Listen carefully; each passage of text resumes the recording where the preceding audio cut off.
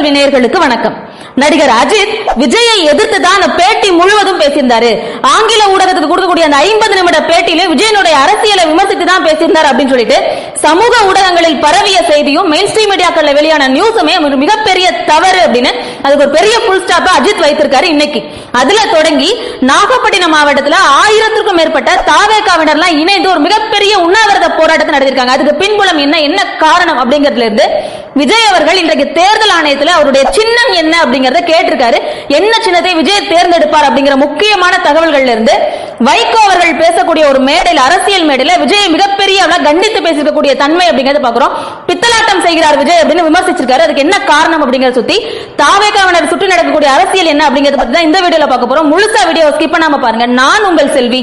Voice of செல்வி சேனலை subscribe பண்ணிட்டு video முழுசா ஸ்கிப் பண்ணாம பாருங்க. அஜித் அவர்கள் கார் ரேஸ் தொடர்பாக துபாயில் இருக்கக்கூடிய ஒரு வெளிநாட்டு செய்தி நிறுவனத்தினுடைய இந்திய பிரிவுக்கு கொடுத்த பேட்டி அப்படிங்கிறது ஒரு மிகப்பெரிய சர்ச்சைக்கு உள்ளாச்சு. கடந்த 10-20 ஆண்டுகளாக அவ்வளவு நீண்ட பேட்டியை எங்கேயுமே கொடுக்காத நடிகர் அஜித்குமார் அவர்கள் இப்ப ரீசெண்டா கொடுத்த பேட்டி எல்லாரினுடைய கவனத்தை ஈர்த்தது. அது என்ன சொல்லியிருந்தாருன்னா, கரூர் துயர சம்பவத்தை பத்தி பேசியிருந்தாரு. அப்போ விஜய் தான் அதற்கு காரணம்னு அவர் அக்யூஸ் பண்றாரு அப்படின்னு நிறைய பேர் அவர் மீது ஒரு விமர்சனத்தை வைக்க ஆரம்பிச்சாங்க. அப்ப என்ன சொல்றாருன்னா, மீடியாக்கள் தளபதி அல்லது அஜித் விஜய் 2 பேருக்குமே ஒரு பெரிய அளவுல ரசிகர்களுக்கு இடையேயான போட்டி உணர்வை ஏற்படுத்தாதீங்க அப்படின்னு சொல்லிட்டு தற்போதைய சமயத்தில் வெளியான ஒரு ஆடியோல அவர் பதிவு கொடுத்திருக்காரு. குரல் பதிவு வழியா அவருடைய கருத்துக்களை மக்கள் கிட்ட சென்றடையணும் அப்படின்னு அவர் விருப்பப்பட்டிருக்காரு. ரங்கராஜ் பாண்டே அவர்களினுடைய ஒரு பேட்டியில பேசக்கூடிய அஜித்குமார் அவர்களினுடைய ஒளிபெயர்ப்பை அவர் தமிழ்ல வெளியிடக்கூடிய காட்சி அப்படிங்கறத நம்ம நிறைய பேர் பார்த்திருப்போம். ரொம்ப முக்கியமா என்ன சொல்லியிருக்காருன்னா, விஜய்க்கு நான் எப்பொழுதும் தீங்கு நினைக்க மாட்டேன், விஜய்க்கு நல்லதே நடக்கணும்னு நினைக்கக்கூடிய ஒரு ஆள் தான் நானு, அதற்கும் விஜய்க்கும் பெரிய அளவுல தொடர்பு இருக்கு, நான் எந்த விதங்களையும் பேசல அப்படிங்கறத ரொம்ப ஸ்ட்ராங்கா வலியுறுத்தி இருக்காரு. எப்பொழுது வேண்டுமானாலும் போகக்கூடிய உயிர் அப்படிங்கிறது எனக்கு நல்லா தெரியும். காரணம், கார் ரேஸ்ல ஈடுபடுறேன், அதனால மரணத்தினுடைய விளிம்பை கூட நான் பார்த்துட்டு வந்திருக்கேன். எந்த நிமிஷத்துல வேணா மனிதர்களினுடைய உயிர் போகலாம் அப்படிங்கிறது நன்கு அறிஞ்சதுனாலதான் பெரிய கனவுகள், அடுத்த லட்சியம் எனக்கு பெருசா இருக்கிறது இல்ல அப்படிங்கறத சொல்லியிருக்காரு. என்னுடைய படங்களை பாருங்கள்னு கூட நான் யாரையும் இன்ஃப்ளூயன்ஸ் பண்றது இல்ல, உங்களுக்கு விருப்பம் இருந்தால் வாங்கன்னு தான் நான் சொல்லுவேன் எப்பொழுதுமே அப்படிங்கறத சொல்லியிருக்காரு. இதை தாண்டி ரொம்ப முக்கியமான ஒரு விஷயத்தை சொல்லியிருக்காரு. என்னை தமிழர்களாக இருக்கக்கூடிய பலரும் ஒத்துக்கொள்வதில்லை அப்படின்னு சொல்லியிருக்காரு.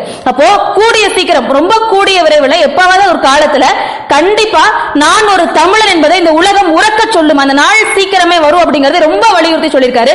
அடுத்த நாள் என்ன நடக்கும் எனக்கு தெரியாததுனால எனக்கு தேவையான பொருட்களை நான் சேர்த்து வச்சிருக்கேன், என்னுடைய வாழ்க்கை நிம்மதியா இருக்கணும், எல்லாரும் என்னுடைய குடும்பங்களுமே நிம்மதியா இருக்கணும் அப்படிங்கறத சொல்லிட்டு அவர் வலியுறுத்தக்கூடிய விஷயமா ரொம்ப ஸ்ட்ராங்கா சொன்ன விஷயம், விஜயை எதிர்த்து நான் பேசவில்லை, விஜயனுடைய அரசியலை எதிர்த்து நான் பேசவில்லை, நான் ஓட்டு கேட்டு வரமாட்டேங்கிறதுல ரொம்ப கிளியரா இருக்கேன், ஆனா அடுத்தவங்களுடைய அரசியலுக்குள்ள நான் தலையிடல அப்படிங்கிறதுல ரொம்ப கிளியரா சொல்லியிருக்காரு. இதை வைத்து அரசியல் செய்தவர்களுக்கு ஒரு பெரிய ஃபுல் ஸ்டாப் அஜித் வைக்கிறது நம்மளால கண் கூட பார்க்க முடியுது. நிறைய நேரங்கள்ல தல ரசிகன் தளபதியின் தொண்டன் அப்படிங்கிறது நழுவாம செயல்படக்கூடிய மக்கள் நிறைய பேர் இருக்காங்க, நம்மளால கண் கூட பார்க்க முடியும். இந்த அரசியல் ஒரு பக்கம் போயிட்டு இருக்கு.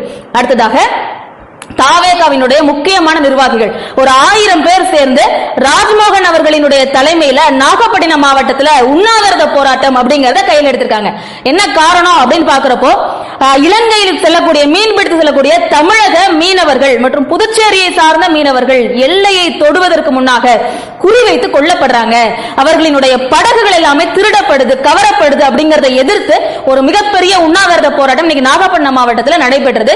உண்மையிலே நீண்ட நாட்கள் கழித்து இலங்கையில் இருக்கக்கூடிய, இலங்கைக்கு நோக்கி செல்லக்கூடிய அல்லது கடல்ல மீன் பிடிக்க செல்லக்கூடிய தமிழர்களுக்கு கொல்லப்படுவதற்கு எதிரான ஒரு பெரிய கூட்டமாக இது பார்க்கப்பட்டது. எல்லாருமே வரவேற்கத்தக்க ஒரு முக்கியமான விஷயமா இது அமையும் அப்படிங்கிறதுல எந்த ஒரு மாற்று கருத்து கிடையாது. ஏன்னா அவர் வைக்கக்கூடிய பாயிண்ட் அந்த அளவுக்கு ரொம்ப கிளியரா அக்யூரேட்டா வச்சிருக்காரு. ராஜ்மோகன் அவர்களினுடைய பேட்டியில நம்மளால கண் கூட பார்க்க முடியுது. இப்ப என்ன சொல்றாரு அப்படின்னா, 12 நாட்டிக்கல் மைல் அப்படிங்கறது இருக்கக்கூடிய பவுண்டரியா இருக்கு. நம்ம சாலைகள்ல போறப்பவே நம்மளுடைய ஜிபிஎஸ் மேப் இருக்கு இல்லையா, தவறான டிராக்களை காட்டுறதுக்கு நிறைய சான்சஸ் இருக்கு, வழி தப்பி போறோம், அதிலே அக்யூரசி இல்ல. அப்படி இருக்கும் பொழுது கடலுக்கு இருக்கக்கூடிய நாட்டிக்கல் மைல் அப்படிங்கறத எல்லைகளை தாண்டி போறதுக்கு நிறைய பாசிபிலிட்டி இருக்கு. அதனால கண்டிப்பாக என்ன பண்ணணும்னா, ஒன்றிய அரசும் மாநில அரசும் இணைஞ்சு ஒரு பேச்சுவார்த்தை நடத்துங்க, 2 நாடு அரசுகளும் பேச்சுவார்த்தை நடத்தணும், 2 நாட்டு மீனவர் சங்கங்களும் இணைந்து பேச்சுவார்த்தை நடத்தினா மட்டும்தான் ஒரு தீர்வு கொடுக்க முடியுமே தவிர மாநில அரசுகள் கடிதங்கள் எழுதிட்டே இருக்கிறதோ அல்லது மத்திய அரசு தொடர்ந்து கடிதங்களை எழுதி கொண்டே இருப்பதோ மட்டும் இதற்கு தீர்வு கிடையாதுன்னு ரொம்ப ஸ்ட்ராங்கா சொல்லியிருக்காரு. உண்மையிலே வரவேற்கத்தக்க விஷயம். கண்துடைப்புக்கான விஷயமா மீனவர்கள் போராட்டம் இருக்கக்கூடாது. ஏன்னா படகுகள், விசைத்தறி படகுகள் மற்றும் கைத்தறி படகுகள், நம்மளுடைய நாட்டு படகுகள் இருக்கு இல்லையா, இந்த மாதிரி நிறைய படகுகள் பயன்படுத்தப்படும் மாற்றப்படும் பொழுது ஒவ்வொரு படகினுடைய பவுண்டரி அப்படிங்கறது மாறுபடுதுன்னு சொல்லியிருக்காரு.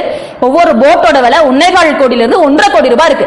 அதை கைப்பற்றிட்டாங்கன்னா உங்களுடைய வாழ்வாதாரமே அதோட முடங்கி போயிருது. பல மீனவ குடும்பங்கள் நடுத்தருவுக்கு வரக்கூடிய நிலைமை வருது அப்படிங்கிறதுக்காக அது எதிர்த்து நடத்தப்பட்ட போராட்டம் எல்லாரினுடைய கவனத்தை ஈர்த்திருக்கு அப்படிங்கிறதுல எந்த ஒரு மாற்று கருத்தும் கிடையாது அப்படிங்கறத பாக்குறோம். அடுத்ததா வைகோ அவர்கள் விஜயின் மீது வைத்த விமர்சனம். தாவேகாவினுடைய சின்னம் பத்தி எடுத்து பார்க்கலாம். அதுக்கு முன்னாடி ரொம்ப முக்கியமா கான்சியஸா பார்க்க வேண்டிய விஷயம் வைகோவினுடைய விமர்சனம். விஜய் பித்தலாட்டம் செய்கிறார் அப்படின்னு சொல்றாரு. சட்டப்பேரவைக்குள்ள ஸ்டாலின் அதை பத்தி பெருசா பேசவே இல்லை. ஆனா விஜய் அவருடைய அரசியல் ஆதாயத்திற்காக பயன்படுத்துகிறாரு. இளவு வீட்டுக்கு வரவன் நேரம் குஸ்தி கேட்கறதுக்கு வீட்டுக்கு வருவானா இல்லனா மகாபலிபுரம் வரவழைப்பானா அப்படின்னு சொல்லி ரொம்ப சாடி பேசுறதை நம்மளால பார்க்க முடியுது. உண்மையிலே யார் பித்தலாட்டம் செய்தா அப்படிங்கிற ஒரு பெரிய கேள்விக்குறி எழுது. இதே வைகோ தான் என்ன சொல்றாருன்னா, RS பாரதி இன்னைக்கு பேச சொல்ல போய் தான் இந்த மேடையில நான் விஜயை பத்தி பேசுகிறேன் அப்படின்னு சொல்லக்கூடியவர் 2016 எந்த RS பாரதி சொல்லி சொன்னாரு. அவருடைய மேடைகளை பேசுறப்ப சொன்னது கருணாநிதி இந்த பிழைப்பு நடத்துவதற்கு வேறு தொழில் செய்து கொள்ளலாம் சொன்ன இதே வைகோவினுடைய வாயில இன்னைக்கு இப்படிப்பட்ட ஒரு வார்த்தை எழுது. மதிமுக மறுமலர்ச்சி திராவிட முன்னேற்ற கழகம் அப்படிங்கிற கட்சி ஏன் உருவானது நிறைய பேருக்கு தெரியுமா? நீங்க தெரியல. வாரிசு அரசியலை எதிர்த்து உருவான கட்சி. இன்னைக்கு யோசிச்சு பாருங்க, 4 MLA சீட்டு 2 MP சீட்டுக்காக ரொம்ப கெஞ்சி எங்களுடைய சொந்த சின்னத்துல நாங்க போட்டிடணும் கேட்கக்கூடிய வைகோ எங்க அமர்ந்திருக்காரு? இளையராஜாவுடைய ஃபங்க்ஷன்ல பாத்தீங்கன்னா தெரியும். நம்மளுடைய இன்பநிதி கருகுல உட்கார்ந்திருக்காரு. கருணாநிதி போய் நம்மளுடைய ஸ்டாலின் அவர்கள் போய் அதுக்கப்புறமா உதயநிதி அவர்கள் முதலமைச்சர் வேட்பாளராக அறிவிக்கப்பட்டாலும் ஆச்சரியப்படுறதுக்கு இல்ல. 2040 வேணா பாசிபிலிட்டி இருக்கு இன்பநிதி முதலமைச்சர் வருதுக்கு. அப்ப இத்தனை ஆண்டுகளாக ஒரு 100 ஆண்டு காலமா ஒரு கட்சி தமிழ்நாட்டு அவருடைய கட்டுப்பாட்டுல வச்சிருக்குன்னா வாரிசு அரசியலை எதிர்த்து போட்டி போட்ட வாரிசு அரசியலை எதிர்த்து கட்சி தொடங்கிய வைகோவினுடைய வாயிலிருந்து இன்னைக்கு பித்தலாட்டம்னு யார் அக்யூஸ் பண்ணணும்? அவருக்கு அவரே சொல்லக்கூடிய வார்த்தையை தான் இருக்கணுமே தவிர விஜயை பார்த்து பேச வேண்டிய அவசியம் இல்லை அப்படிங்கிறது கண் கூட தெரியுது. ஒரு அனுபவ முதிர்ச்சி பெற்ற ஒரு அரசியல்வாதி, பெரிய அளவில் எல்லாரும் மதிக்கத்தக்க ஒரு அரசியல்வாதி, அவருடைய அரசியல் பின்புலம் அவருடைய அரசியல் வருகையும் முழுக்க முழுக்க ஒரு MP சீட்டுக்குள்ள அடகு வச்சிட்டார் அப்படிங்கிறது யாராலையும் மறுக்க முடியாது. சுயசின்னம் கேட்டுட்டு இருக்காங்க. இந்த எலெக்ஷன்ல கொடுப்பாங்களா இல்லையான்னு தெரியாது. விஜயை வைத்து இன்னைக்கு ஒரு பேச்சு பேசலனா வைகோ மதிமுக ஒரு கட்சி இருக்குமான்னு தெரியாதுங்கிறதுக்காக அவருடைய விளம்பர ஆதாயத்துக்காக பேசுறாரா அப்படிங்கிறதும் தெரியல. இந்த மாதிரி நிறைய தலைவர்களுக்கு இந்த மாதிரி பயம் அச்ச உணர்வு அப்படிங்கறத தாவேகா கொடுத்துருக்குங்கிறதுல எந்த ஒரு மாற்று கருத்தும் கிடையாது. என்ன காரணம்னா உடன்பிறப்பே வா அப்படின்னு ஒரு ப்ரோக்ராம் நடத்துறாங்க. அதுல ஸ்டாலின் சொல்றாரு, ஒருவேளை நெல்லையில் இருக்கக்கூடிய கான்ஸ்டிடியூஷன்ஸ்ல இந்த முறை தோத்து போனாங்க அப்படின்னா அடுத்த முறை அவங்களுடைய மாவட்ட செயலாளர் உட்பட அனைத்து பதவிகளும் இந்த எலெக்ஷன்ல பறிக்கப்படும் அறிவிக்கிற அளவுக்கு ஒரு அச்ச உணர்வை இப்ப இருக்கக்கூடிய தமிழ்நாடு அரசியல் களம் ஏற்படுத்தியதற்கு தவிர்க்க முடியாத சக்தியா இருக்கு தாவேகா அப்படின்னா அது மிகையல்ல அப்படிங்கறத நம்ம பாக்குறோம். அரசியல் சப்போர்ட்ங்கிறதை தாண்டி இதுதான் நீங்க கள நிலவரம் அப்படிங்கறத நம்ம கண் கூட பார்க்க முடியுது. அடுத்ததா சின்னம், ரொம்ப முக்கியமான விஷயம். எந்த சின்னத்தில் போட்டி போட போது தாவேகா அப்படிங்கிறது. ஆதவர்ஜுனா அவர்கள் தேர்தல் மேலாண்மை செயலாளராக இருக்கக்கூடிய ஆதவர்ஜுனா எங்க போயிருக்காரு அப்படின்னா டெல்லி பயணப்பட போறாரு. காரணம் தேர்தல் ஆணையத்திடம் சின்னம் கோருவதற்காக. இதுல இருக்கக்கூடிய கான்செப்ட் நல்லா புரிஞ்சுக்கணும். பொது சின்னம் கோரி ஒரு விண்ணப்ப மனு அப்படிங்கறது அளிக்க போறாங்க தேர்தல் ஆணையத்துக்கிட்ட அப்படின்னு சொல்லப்படுது. 2026 மே 10 இந்த ஆட்சி கலைந்தது அப்படின்னா 2025 நவம்பர் 10 உங்களுடைய கோரிக்கை அப்படிங்கறது தேர்தல் ஆணையத்துக்கிட்ட வைக்க வேண்டிய கட்டாயத்துல தாவேகா இருக்காங்க.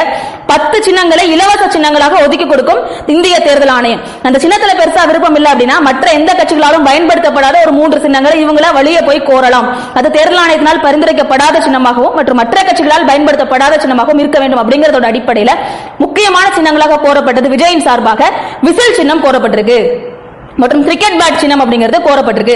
ஆட்டோ சின்னம் மற்றும் கப்பல் சின்னம் அப்படிங்கிறது கோரப்பட்டிருக்கு. நானுக்கு பின்னாடி நிறைய பின்புலம் இருக்கிறது கண் கூட விஜயனுடைய ரசிகர்களும் தொண்டர்களும் அறிஞ்சிருக்கிறதுக்கு நிறைய வாய்ப்பு இருக்கு. ஏன்னா பிகில் படத்துல விசில் அப்படிங்கிறது ஒரு மிகப்பெரிய சின்னமா இருக்கு. நிறைய பெரிய ஆடியன்ஸை கவர்ந்து ஒரு வெற்றி படமாக அது அமைந்ததுனால அதை குறிவைக்கப்பட்டிருக்கலாம் அப்படின்னு சொல்லப்படுது.